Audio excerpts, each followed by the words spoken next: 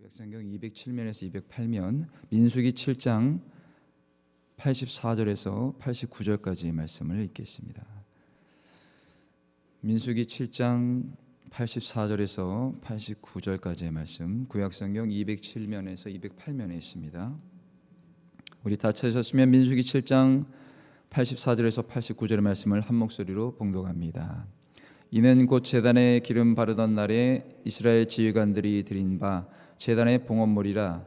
은쟁반이 12리요 은바리가 12리요 금그릇이 12리니 은쟁반은 각각 130세겔 무게요 은바리는 각각 70세겔 무게라. 성소의 세겔로 모든 기구의 은이 모두 2400세겔이요 또 향을 채운 금그릇이 12리니 성소의 세겔로 각각 10세겔 무게라. 그 그릇의 금이 모두 120세겔이요 또 번제물로 수송아지가 12마리요 순양이 12마리요 1년 된 어린 순양이 12마리요 그 소제물이며 속죄 제물로 순염소가 12마리며 화목 제물로 수소가 24마리요 순양이 60마리요 순염소가 60마리요 1년 된 어린 순양이 60마리라. 이는 제단에 기름 바른 후에 드린 바 제단의 봉헌물이었더라. 모세가 회막에 들어가서 여호와께 말을 할 때에 증거계 위 속죄소 위에 두 그룹 사이에서 자기에게 말씀하시는 목소리를 들었으니 여호와께서 그에게 말씀하심이었더라. 아멘. 저는 오늘 여러분과 함께 읽은 민수기 7장 84절에서 89절의 말씀을 본문으로 해서 중심으로 드린 예물 응답하시는 하나님, 이와 같은 제목으로 이 새벽에 은혜를 나누고자 합니다. 오늘 원래 본문이 상당히 길었는데요, 조금 압축해서 말씀을 나눴습니다. 먼저 그 안에 담겨있는 하나님의 기쁘신 뜻을 오직 성령의 감화 감동으로 깨닫고 우리의 마음에 진정한 기쁨과 평강이 솟아서 주님께만 영광 돌리는 복된 새벽 시간이 되시기를 소망합니다. 뿐만 아니라 하나님께서 새롭게 선물로 우리에게 주신 내일부터 이어지는 4월에 우리의 교회와 여러분의 가정과 개인에 하나님의 풍성하신 은혜와 축복이 가득하시기를 예수님의 이름으로 간절히 축원을 드리겠습니다. 그럼 두 단락으로 내용을 간략히 요약하고 그 내용이 우리에게 무엇을 말씀하시고자 하는지 알아보겠습니다. 먼저 10절에서 83절까지의 말씀을 요약하면 다음과 같습니다. 번제단은 죄사함을 위한 희생 제사를 드리는 장소입니다. 제단에 기름을 바르던 날에 지휘관들이 제단의 봉헌을 위해 헌물을 드리죠. 예물을 드린 순서는 성막 주변에 편성된 지파의 순서와 같습니다. 첫째 날에 유다 지파 암미나답의 아들 나손이 예물을 드립니다. 봉헌물은 은쟁반, 은바리, 기름 섞은 고운 가루, 금그릇과 더불어 번제물을 수송아지 한 마리, 순양 한 마리, 어린 순양 한 마리이고 속죄 제물로 순염소 한 마리, 화목 제물로 소 2마리, 순양 5마리, 순염소 5마리, 어린 순양 5마리입니다. 다른 지파의 지휘관들도 하나님의 명령하신 대로 12일간 매일 동안 동일한 예물을 드립니다. 이는 12지파가 하나님 앞에서 동등한 지위와 특권으로 하나님을 섬긴다는 것을 의미하는 것이죠. 더불어 12일 동안 이러한 예물을 꾸준히 드렸다는 것은 그들의 중심이 오직 하나님께 바르게 고정되어 있다는 사실을 말하고 있는 것입니다. 사랑하는 성도 여러분, 우리도 이처럼 하나님께 무언가를 올려드릴 때 먼저 나의 중심에 하나님을 사랑하고 경외하는 진실한 마음의 준비를 철저히 해서 예배와 헌물을 드리시기를 주님의 이름으로 축원을 드리겠습니다. 다음으로 84절에서 89절까지의 말씀은 이스라엘 지휘관들이 봉헌한 예물의 총계가 기록이 된 것입니다. 12일간 매일 동일한 헌물을 드렸기 때문에 은과 금의 기구가 12개씩이죠. 속죄와 헌신을 위한 번제, 소제, 속죄제, 화목제, 제물의 총수도 12의 배수입니다. 이는 웬만한 정성과 사랑이 없이는 하기 어려운 일입니다. 이러한 사실을 볼 때 헌물을 드린 사람들의 마음에는 억지로함이나 인색함으로 하나님께 드리지 않았던 것입니다. 하나님은 사람들이 주님께 헌물을 드릴 때 그들이 드린 헌물의 무게나 가치를 사랑하신 것이 아니라 오직 하나님을 사랑하고 경외하며 자신이 드린 헌물에 대해 즐겁고 자원하는 마음으로 드리는 사람을 진실로 사랑하시는 것입니다. 그래서 사도 바울은 고린도후서 9장 5절에서 7절에 이렇게 이야기합니다. 그러므로 내가 이 형제들로 먼저 너에게 가서 너희가 전에 약속한 연보를 미리 준비하게 하도록 권면하는 것이 필요한 줄 생각하노니 이렇게 준비하여야 참 연보답고 억지가 아니니라. 이것이 곧 적게 심는 자는 적게 거두고 많이 심는 자는 많이 거둔다는 말이로다. 각각 그 마음에 정한 대로 할 것이요 인색함으로나 억지로 하지 말지니 하나님은 즐겨내는 자를 사랑하시느니라. 아멘. 이어서 제단 봉헌을 마친 모세는 회막에 들어갑니다. 이는 하나님과 대화하기 위함이라고 성경은 말하고 있습니다. 89절을 다시 읽어드립니다. 모세가 회막에 들어가서 여호와께 말하려 할 때에 증거계 위 속죄소 위에 두 그룹 사이에서 자기에게 말씀하시는 목소리를 들었으니 여호와께서 그에게 말씀하심이었더라. 보시다시피 모세가 하나님께 무언가를 말하기 위해서만 회막에 들어간 것이 아니라 하나님의 말씀을 듣고 그 말씀에 응답하는, 즉 하나님과 서로 대화하기 위해, 교제하기 위해 회막 안으로 들어간 것입니다. 모세는 하나님께 일방적으로 말씀을 드린 것도 아니고 또 반대로 하나님께서 모세에게 일방적으로 말씀하신 것도 아니었습니다. 다만 모세와 하나님은 인격적으로 서로 대화했던 것이죠. 하나님은 우리와 대화하기를 원하신다는 것을 잊지 마십시오. 무엇보다 이것은 거룩하신 하나님께서 죄인인 모세에게 허락하신 놀랍고 위대한 축복인 것입니다. 오늘 저와 여러분은 오직 예수 그리스도의 십자가 대속의 은혜로 누구든지 예수님의 이름으로 하나님 앞에 나아가서 아뢰 수 있는 것입니다. 이것은 당시 모세는 상상할 수 없는 놀라운 일이었습니다. 그런데 오직 예수님께서 이것을 가능하게 해 주신 것이죠. 그러므로 우리는 진실로 모세보다 더한 축복을 받은 귀한 존재라는 사실을 기억하시기 바랍니다. 우리 전후좌우에 계신 성도님들 보면서 이렇게 축복하실까요? 당신은 매우 귀한 축복을 받은 존재입니다. 귀한 축복을 받은 존재입니다. 감사합니다. 이처럼 모세와 친밀하게 대화하셨다는 사실은 출애굽기에도 자세히 나와 있습니다. 출애굽기 34장 9절에서 11절 말씀에 모세가 회막에 들어갈 때에 구름 기둥이 내려 회막문에 서며 여호와께서 모세와 말씀하시니 모든 백성이 회막문에 구름 기둥이 서 있는 것을 보고 다 일어나 각기 장막문에 서서 예배하며 사람이 자기 친구와 이야기함 같이 여호와께서는 모세와 대면하여 말씀하시며 모세는 진으로 돌아오나 눈의 아들 젊은 수종자 여호수아는 회막을 떠나지 아니하니라. 아멘. 사랑하는 성도 여러분, 이와 마찬가지로 구원받은 저와 여러분은 하나님께 나아가는 이유, 즉 예배 드리는 이유, 찬양과 기도를 올리는 이유도 주님과 친밀하게 교제하기 위함인 것입니다. 그런데 오늘날 안타깝게도 하나님과의 대화를 친밀히 하기보다는 자신과 대화를 많이 하고 혹은 주변 사람들과 대화를 많이 하는 경우도 있음을 보게 됩니다. 그러면서 하는 말이 그들과의 대화를 하다 보면 자신의 문제와 어려움에 해답을 얻기도 하고 자신의 앞길을 개척해 가는 데 도움을 받기도 한다는 것이죠. 물론 하나님은 사람을 통해서도 인도하시고 깨닫게 하실 때도 있습니다. 그러나 그것도 우리가 하나님과 깊은 시간을 가진 이후의 일입니다. 먼저 하나님과 깊은 교제 시간을 갖고 그 이후에 사람들과의 시간도 갖는 것이죠. 우리가 누구보다도 더 많이 대화하고 도움을 받아야 할 대상은 바로 하나님이십니다. 그분이 기록하신 완전한 말씀을 우리는 들어야 됩니다. 그래서 하나님의 말로 우리의 모든 문제를 잘 아시고 그것을 완벽히 해결해 줄 수 있는 분이며 성경에 모든 정답이 있는 것입니다.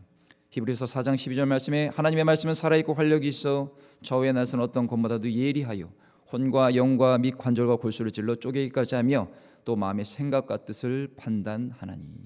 고린도전서 2장 10절에서 11절 말씀에 오직 하나님의 성령으로 이것을 우리에게 보이셨으니 성령은 모든 것 곧 하나님의 깊은 것까지도 통달하시느니라. 사람의 일을 사람의 속에 있는 영 외에 누가 알리요? 이와 같이 하나님의 일도 하나님의 영 외에는 아무도 알지 못하느니라. 아멘. 그러므로 우리는 가장 먼저 하나님께 기도하는 대화의 시간을 많이 가져야 합니다. 기도를 통해 우리의 모든 것을 하나님과 나눔으로써 형통하고 은혜로운 삶을 살게 되는 것이죠. 그렇다고 해서 그저 개인적으로 집에서나 혹은 다른 곳에서만 기도하는 것을 말하지는 않습니다. 만약 신체적으로 부득이한 이유가 있지 않는 이상 성전에, 교회에 오지 않는 것은 그다지 옳지 않은 일입니다. 오늘 모세도 회막에서 하나님과 대화했다고 나왔듯이 하나님을 만나기 위해 우리 안식처인 교회에 나와서 하나님께 간절히 기도하며 친밀한 교제를 나누는 삶을 살아야 하는 것이죠. 그렇게 할 때 하나님의 성령께서 우리에게 놀랍고 위대한 하나님의 뜻과 계획을 정확히 알려주실 것을 믿으시기를 예수님의 이름으로 간절히 축원을 드리겠습니다. 창세기 4장에 아벨과 가인이 하나님께 드린 제사와 그 결과에 대한 내용이 나오죠. 우리 모두 잘 아는 결론이지만 하나님은 제사자 즉 예배자를 먼저 받으시고 그 예배자가 드린 예물을 기뻐 받으셨습니다. 여기서 우리가 알 수 있는 중요한 사실은 왜 하나님은 가인과 그의 제사를 받지 않으셨냐는 것입니다. 이유는 간단하죠. 가인이 하나님께서 원하시는 방법으로 제사를 드리지 않았기 때문입니다. 그러면 가인은 그것을 몰랐을까요? 여러분 어떻게 생각하십니까? 100번 양보해서 가인이 그것을 몰랐다면 왜 몰랐을까요? 그러나 우리는 가인이 그런 사실을 몰랐을 것이라고 생각하지 않습니다. 가인은 아담의 첫째 아들이었죠. 아버지 아담의 뒤를 이어 농사를 짓는 사람이었습니다. 가인과 아벨은 아담으로부터 하나님이 원하시는 제사와 제물에 대해 충분히 이야기 들었을 것입니다. 자신이 하나님께 범죄하여 그 결과 가시와 엉겅퀴 가운데 수고와 고생하라는 이 아담이 그의 아들들에게 자신의 과오를 알리지 않았을 리가 전혀 없습니다. 오늘날 예수님을 믿는 부모나 혹은 믿지 않는 부모나 자녀들에게 공통된 바람은 무엇입니까? 혹 자신은 좋은 삶을 살지 못했다고 한다면 자녀들만큼은 바르고 좋은 삶과 인생을 살기를 원하지 않습니까? 그리고 부모가 겪은 실수와 실패를 자녀들은 겪지 않고 살아가기를 원하지 않습니까? 믿지 않는 세상의 부모들도 이러한데 하물며 신앙의 부모님들은 어떠십니까? 자녀들이 일찍이 예수님을 구주로 영접하고 하나님의 자녀로 주님을 기쁘시게 하는 삶을 살며 나중에 저 천국에서 다시 만나기를 소망하지 않습니까? 그런데 이런 삶을 부모가 언제까지 이끌어 주어야 하겠습니까? 미성년자라면 몰라도 물론 요즘은 학생들에 대한 그러한 가정에서의 부모의 신앙 지도도 너무나 힘들고 어렵다고 저는 알고 있습니다. 그런데 자녀가 어느 정도 성장하여 성인이 되면 부모님의 신앙의 지도는 더 힘을 잃게 됩니다. 부모님의 인생과 자신의 인생은 다르다고 하기 때문이죠. 이런 걸 생각해 보면 결국 자녀들이 하나님 앞에서 행해야 할 중요한 한 가지는 하나님과 바르게 또 꾸준히 친밀하게 교제하는 삶을 살아야 한다는 것입니다. 그것이 예배이고 기도이며 신앙생활인 것이죠. 아담의 두 아들은 아버지로부터 들은 사실을 토대로 하나님과 친밀히 교제하는 삶을 살아야 했습니다. 우리가 아시다시피 아벨은 하나님과 친밀한 삶을 살았죠. 그래서 그는 자신이 하나님 앞에서 어떤 마음과 생각의 자세를 갖추고 거룩하신 하나님께 어떻게 대해야 하는지 잘 알고 있었습니다. 그래서 아벨이 준비한 제물은 죄인이 하나님 앞에 나가는 중심과 자세, 그리고 구원의 하나님을 사랑하고 경외하는 마음을 확실히 알아볼 수가 있는 것입니다. 히브리서 11장 4절의 말씀에 믿음으로 아벨은 가인보다 더 나은 제사를 하나님께 드림으로 의로운 자라 하시는 증거를 얻었으니 하나님이 그 예물에 대하여 증언하심이라. 그가 죽었으나 그 믿음으로써 지금도 말하느니라. 이처럼 아벨은 하나님께 대한 확실한 믿음이 있었다는 것이고 그것이 그가 준비한 제사의 핵심이었습니다. 이러한 거룩한 사실은 저절로 알게 되지 않습니다. 아벨이 철저히 하나님과 깊이 교제하자 하나님께서 그 사실을 알게 해 주신 것이죠. 자신의 부모가 태초에 범죄했고 이를 위해 하나님이 죄 없는 짐승을 대신 죽여 피를 흘린 그 사실을 말입니다. 창세기 3장 21절에 여호와 하나님이 아담과 그의 아내를 위하여 가죽옷을 지어 입히시니라. 그래서 히브리서 9장 22절의 말씀은 이렇게 이야기합니다. 율법을 따라 거의 모든 물건이 피로서 정결하게 되나니 피 흘림이 없은즉 사함이 없느니라. 그러나 가인은 어떠했습니까? 개인적으로도 가인도 분명히 그 사실을 알았을 것입니다. 그런데 어떤 이유에서인지 그는 아벨과는 다른 길을 갑니다. 결국 가인은 그 마음의 중심에 따라 피를 흘리는 제사 대신에 땅의 소산, 즉 열매나 곡식 중에서 그저 그런 것들을 준비하여 그저 그런 제물로 하나님께 드린 것이죠. 성경에서 가인과 아벨의 제사를 어떻게 기록합니까? 창세기 4장 3절에서 5절 말씀에 가인은 땅의 소산으로 제물 삼아 여호와께 드렸고 아벨은 자기도 양의 첫 새끼와 그 기름으로 드렸더니 여호와께서 아벨과 그의 제물은 받으셨으나 가인과 그의 제물은 받지 아니하신지라. 여기서 받으셨다라는 히브리의 뜻을 보니까 둘러보다 조사하다라는 뜻으로 하나님이 사람과 제물을 눈여겨보셨으며 하나님의 기준에 합당하면 받으시고 그렇지 않으면 받지 않으셨음을 말하는 것입니다. 아벨은 하나님이 정하신 대로 제물을 준비했습니다. 제물을 준비하는 과정에서 그의 마음에는 주님을 향한 사랑과 존중과 경외감이 넘쳐났던 것입니다. 결국 이런 부분이 아벨의 제사에 녹아들었고 이것을 하나님이 확인하셨던 것이죠.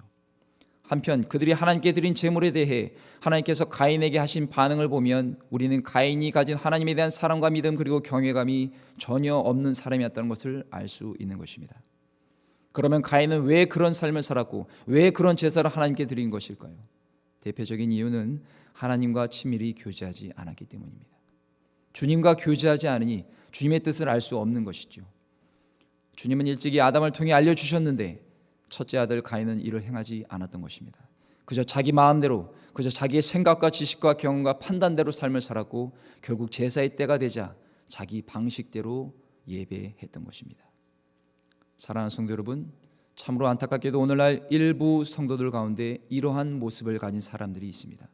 하나님께 응답을 받고 축복을 받고 싶다고 하면서 정작 주님께 드리는 것에 대해 인색한 것이죠. 여기서 제가 말씀드리는 주님께 드린다는 것을 물질로만 생각하거나 그것이 전부라고 생각하시면 안 됩니다. 물질 외에 자신의 시간, 수고와 헌신, 노력과 사역에 대한 정성이 더욱 중요한 것입니다. 그것은 바로 아벨처럼 자신을 드리는 것이고 하나님은 그런 예배자를 먼저 받으시기 때문입니다. 제물, 즉 예물은 그 다음입니다. 그런데 이런 부분은 다 차치하고 하나님의 뜻을 구하고 또 주님의 뜻대로 살고 싶다고 하면서 정작 주님을 잘 예배하지 않습니다. 말씀을 잘 읽지도 않고 들으려고 하지도 않는 것입니다. 말씀의 뿌리가 내리지 않으니까 기도를 잘 하지도 않게 되고 결국 성령의 음성이 들리지 않는 것이죠. 결국 말씀을 입술로만 읽고 눈으로만 보고 마음으로 보지 못하고 영적으로 깨닫지 못하는 결과가 생기는 것이죠. 그러니 삶의 문제가 끊이지 않고 삶에 아무런 변화가 없고 아무런 성령의 열매가 맺어지지 않는 것입니다. 사랑하는 성도 여러분, 하나님이 우리에게 원하시는 것이 삶에서 아무 문제 없이 사는 것일까요? 그런 삶은 존재하지 않습니다. 오히려 많은 문제와 어려움 가운데 하나님과 긴밀히 소통하고 교제하면서 주의 뜻을 구하고 그 뜻에 따라서 전진하며 승리하여 주님께 영광을 돌리기를 원하신다는 사실을 기억하십시오. 오늘 예배드리는 모든 성도님들에게 이러한 은혜가 넘치시기를 예수님의 이름으로 간절히 축원을 드리겠습니다. 말씀을 맺겠습니다. 오늘날 하나님이 우리에게 원하시는 것이 무엇일까요? 여러 가지가 있겠지만 그 중에서 오늘 본문과 모세의 삶을 보면 동행, 즉 하나님과 깊이 교제하는 것입니다. 예를 들어 사람들과의 동행과 교제를 우리가 한번 생각해 보겠습니다. 나와 그들의 생각, 삶, 그리고 취미나 공통 분모가 있고 대부분의 것들이 잘 맞는 사람들과 시간을 자주 갖고 함께 나누지 않습니까? 또 그래야 마음도 편하죠. 혹 나와 맞지 않는 사람이 있다면 조금도 함께 있고 싶어 하지 않는 것이 사람입니다. 이와 마찬가지로 우리가 거룩하신 하나님과 동행하는 것은 오직 주님의 말씀과 뜻을 따라 성령의 인도하심에 나를 완전히 맡길 때 가능한 것이죠. 이를 실천한 사람이 에녹입니다. 그는 하나님과 철저히 동행했고 이를 기쁘게 여기신 하나님이 그를 살아있는 상태로 데려가셨습니다. 그의 증손자 노아는 어떻습니까? 성경은 노아를 가리켜서 의인이요 당대의 완전한 자라 그는 하나님과 동행하였으며 라고 증거합니다. 결국 그는 온 세상이 홍수로 대심판을 받을 때 하나님이 구원하셔서 그와 가족들을 살려주셨습니다. 에녹과 노아에게 붙는 수식어인 이 동행이라는 히브리어의 뜻은 함께 걷다라는 뜻과 함께 더 깊은 의미로 그들이 하나님과 마치 부부처럼 깊이 사랑하고 교제하며 지냈다는 것을 말하는 것입니다. 부부와 같은 관계. 그렇습니다. 구약에서 하나님과 이스라엘의 백성의 관계는 바로 신랑과 신부의 관계입니다. 그래서 이스라엘 백성이 하나님 외에 다른 신이나 우상을 숭배하면 하나님은 이를 영적 간음이라고 하시며 단단히 심판하고 징계하셨습니다. 오늘은 어떻습니까? 예수님은 우리의 유일한 신랑이십니다. 저와 여러분은 주님의 신부라는 사실을 잊지 마십시오. 그러므로 깊이 기도하며 교제하셔야 됩니다. 그래서 우리의 유일한 신랑 되시는 예수님께 우리의 모든 정신을 집중하고 말씀을 바탕으로 모세처럼 또 주님과 간절히 대화하고 사랑을 해야 하는 것이죠. 그래서 하나님께서 우리를 향하신 뜻이 무엇인지 바르게 분별하여 회개할 것 회개하고 감사할 것 감사하고 복받을 것 받아서 누리고 전파하며 나누어주는 행복한 주님의 일꾼이 되어야 할 것입니다. 그래서 장래에 예수님께서 우리를 각자 부르셨을 때 잘하였도다 착하고 충성된 종아 이렇게 칭찬받는 우리 귀한 성산순복음교회 모든 성도님 되시기를 예수님의 이름으로 간절히 축원을 드립니다. 기도하겠습니다.